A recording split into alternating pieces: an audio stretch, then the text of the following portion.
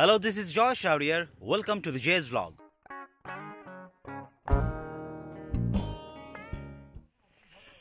বন্ধুরা, আমি আছি এখন খাগড়াছড়িতে। আমি যাচ্ছি সাজেক যাবার পথে একটা দিন থাকছি এখানে।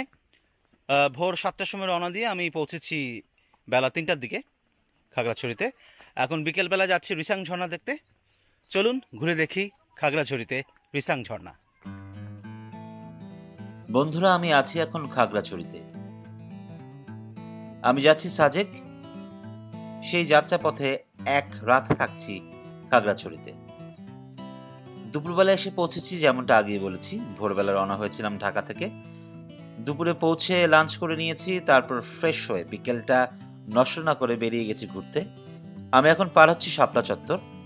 এই জায়গাটা খাগড়াছড়ির মূল পয়েন্ট। আপনি যে কোনো জায়গায় যেতে গেলে এখান থেকে বাস পাবেন, আপনি বুক করতে পারবেন চাঁদের গাড়ি। যদি সাজেক যেতে চান, সকালবেলা এখানে আসলেই প্রচুর চাঁদের গাড়ি খুঁজে পাবেন, আপনার মন মতন ঠিক করে নিতে পারবেন।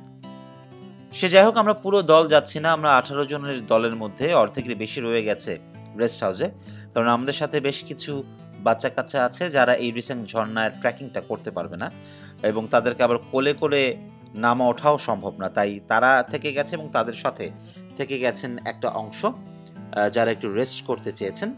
আমরা বাকিরা রওনা হয়েছি রিসাং ঝর্ণা দেখতে। দেখতেই পাচ্ছেন শেষ বিকেলের আলোতে চারপাশে পাহাড় আর উপরে আকাশ, দারুণ সুন্দর সবুজ পাহাড় জুড়ে। এই যে দেখলেন, আমাদের অভ্যাস এত সুন্দর পাহাড়ের মাঝে কি জঘন্য নোংরা ডাস্টবিন আমরা বানিয়ে ফেলেছি, সব ময়লা ফেলে। সে যাই হোক, এরকম অভিজ্ঞতা আমার সাজেকে গিয়েও হয়েছে, এই দেশের বিভিন্ন জায়গাতেই হয়েছে, যেটা দেখলে নিজেকে খুব ছোট মনে হয়, নিজের কাছে খুব খারাপ লাগে। কারণ আমি ব্যক্তিগতভাবে হয়তো ফেলি না ময়লা, কিন্তু আমি তো আসলে আমাদের বাইরে নই। এই ধরনের যে কোনো জঞ্জাল, যে কোনো খারাপ কাজের অংশ বা দায়িত্ব আমাদের সবাইকে নিতে হবে। সেটা ব্যক্তিগতভাবে কে কি করলাম তার উপর আসলে নির্ভর করে না, যতদিন না আমরা সবাই মিলে একটা সুন্দর পরিবেশ তৈরি করতে পারছি। আমাদের সাথে একমাত্র ছোট বাচ্চা যে যাচ্ছে, আমার সামনে আছে স্পৃহা, আমার ভাগ্নি। স্পৃহা এবং আমি দাঁড়িয়ে আছি, দেখছি চারপাশে সবুজ আর পাহাড়ের সৌন্দর্য। বাকিরা বসেই আছে। এই চাঁদের গাড়িটা মাহেন্দ্রার তৈরি। আমি আপনাদেরকে সাজেস্ট করবো, আপনারা যদি সাজেক যান বা যে কোনো জায়গাতেই যান, ওই সবুজ রঙের যেই চাঁদের গাড়িগুলি আছে সেগুলো বেশ পুরনো, 40, 50, 60, 70, 80 বছর আগে। এই মাহেন্দ্রা গাড়িগুলি কম্পারেটিভলি বেটার কন্ডিশন, কারণ এগুলি নতুন গাড়ি। এগুলিতে বসার ব্যবস্থা ভালো এবং কম্পারেটিভলি আরামে যেতে পারবেন অন্য চাঁদের গাড়ির তুলনায়। তাই আমি সাজেস্ট করবো সবাইকে, আপনারা গাড়ি ঠিক করবার সময় চাঁদের গাড়ি এই সাদা রঙের মাহেন্দ্রাগুলি ঠিক করবেন, সেটা আপনাদেরকে কম্পারেটিভলি আরামে যাবার সুযোগ দেবে। সে যাই হোক, আমরা যাচ্ছি রিসাং ঝর্ণার পথে। রিসাং ঝর্ণার দূরত্ব মূল শহর থেকে 10 কিলোমিটার। খাগড়াছড়ি জেলার মাটিরাঙ্গা উপজেলার সাপমারা গ্রামে অবস্থিত এই পাহাড়ি ঝর্ণা। এই ঝর্ণার উচ্চতা প্রায় 100 ফুট, এবং আমি যেটা আগেই বলেছি, একটা ট্রেকিং এর মতো আছে ছোট্ট, প্রায় আধা ঘন্টার মতো লাগে হেঁটে হেঁটে নামতে এবং উঠতে। আমার কাছে বেশ ভালোই লেগেছে, সেটা আপনাদের সাথে শেয়ার করবো কিছুক্ষণ পরে। আমি যাচ্ছি, দেখছেন এখন একটা মোটামুটি ইটের রাস্তায় চলে এসেছি, আমরা বেশ কাছাকাছি।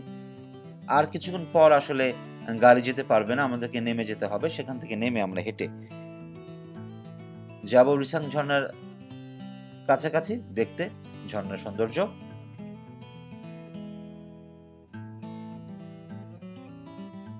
খাগড়াছড়িতে আরো বেশ কিছু জায়গা আছে ঘুরে দেখবার জন্য, যেমন আলুটিলা গুহা একটি বেশ নাম করা জায়গা। আমরা এবার যেতে পারছি না আলুটিলা গুহায়, দুটো কারণ।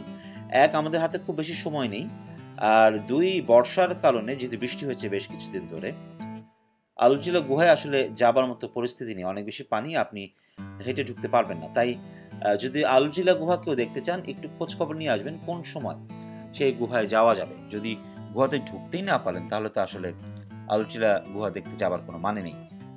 দেখতে পাচ্ছেন দারুণ সুন্দর পাহাড়, সবুজে ঘেরা চারপাশ, অসম্ভব সুন্দর। আসলে একদম নিস্তব্ধ চারপাশ। এই সৌন্দর্য কোনো ধরনের কোলাহল ছাড়া উপভোগ করতে বেশ ভালোই লাগে।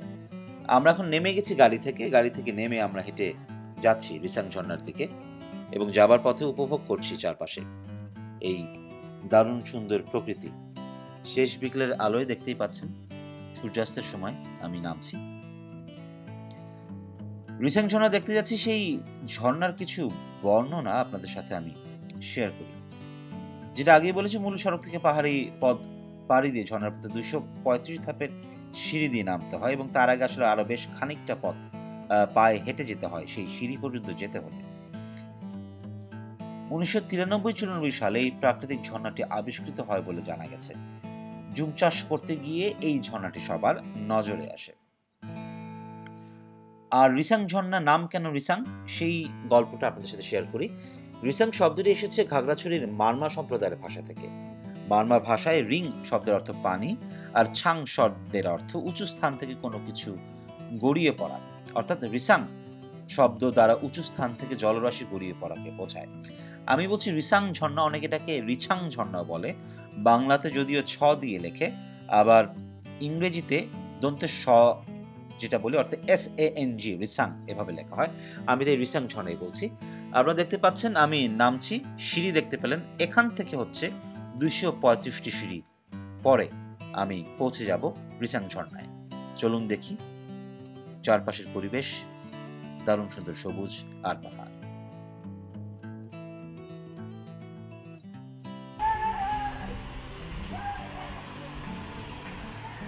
ঝর্ণার পানির আওয়াজ শুনতে পাচ্ছি, তার মানে কিছুক্ষণের মধ্যে আমি পৌঁছে যাব ঝর্ণার কাছাকাছি। এই আওয়াজটা শোনানোর জন্যই আমি একটু অন রেখেছি, যাতে আপনার ঝর্ণার সেই আওয়াজটা শুনতে পান।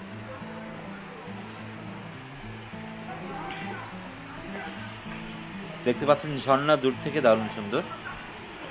খুব বেশি পানি এখন নেই, তারপরে যতদূর দেখা যাচ্ছে বেশ ভালোই লাগছে এখান থেকে। আশা করছি কাছে গেলে আরো ভালো লাগবে।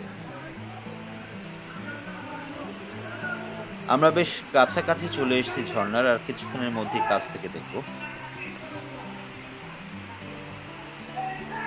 বেশ ভালোই লোকজন আছে। আমি ভেবেছিলাম এই করোনার সময় হয়তো একদমই লোক থাকবে না, তবে এই বিকেলবেলা যত লোক দেখতে পাচ্ছি, আমার ধারণা সাধারণ সময় ভিড় তার চেয়ে আরো অনেক বেশি হয়। দারুণ সুন্দর সবুজের মাঝখান দিয়ে ঝর্ণা দেখতে পাচ্ছেন। এই ঝর্ণাটার একটা বেশ স্পেশালিটি আছে। ওই যে দেখতে পাচ্ছেন মানুষজন গোসল করছে, এটা আসলে এই উপরে স্লাইডের মতো আছে, এই স্লাইড দিয়ে মানুষ নেমে যাচ্ছে ঝর্ণার পানিতে। আমরা যেমনটা বিভিন্ন ওয়াটার পার্কে দেখি স্লাইডার দিয়ে নেমে যায় মানুষ পানির ভেতর, ঠিক তেমনভাবে এই ঝর্ণার মুখের এই জায়গাটা থেকে মানুষ ওই স্লাইড করে নেমে যায় নিচে পানির অংশতে।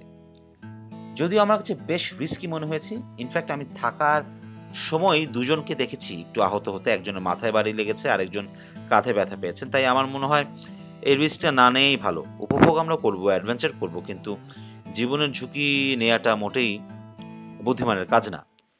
সে যাই হোক, আরও একবার দেখাই এই ঝর্ণার চারপাশ এবং তার সৌন্দর্য। দারুণ সুন্দর সবুজ দেখতেই পাচ্ছেন। আমাদের দেখা প্রায় শেষ ঝর্ণা, আমরা কিছুক্ষণের মধ্যে ফিরবো এবং ফেরার সময় একটু কষ্ট বেশি হবে, কারণ নিচে নামাটা যতটুকু সোজা, ওঠাটা তার চেয়ে অনেক বেশি কঠিন।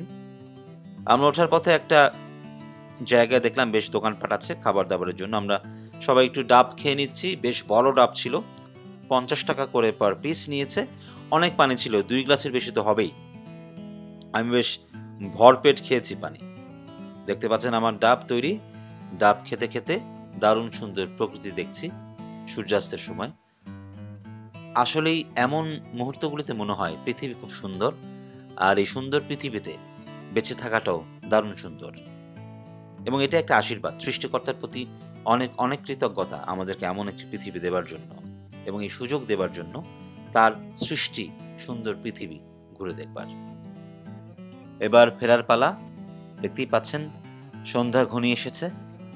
বেগুনি সন্ধ্যায় রিসাং ঝর্ণা দেখে আমরা ফিরছি আমাদের রেস্ট হাউসে। আজকে রাতটা থাকবো খাগড়াছড়িতে। সবাইকে এই বুদ্ধিটা আমি দিতেই পারি, যদি সাজেক ঘুরতে যান, যাওয়া কিংবা আসার পথে খাগড়াছড়িতে এই যে বেশ কিছু জায়গা আছে ঘুরে দেখবার, সেগুলো ঘুরে দেখতে পারেন। আমার ধারণা আপনাদের ভালোই লাগবে। শেষ করবো আজকের blog. Please do subscribe my channel Joy Shahriar and hit the bell button for all the updates. দেখা হবে পরের ব্লগে। সবাই ভালো থাকবেন, ভালো রাখবেন।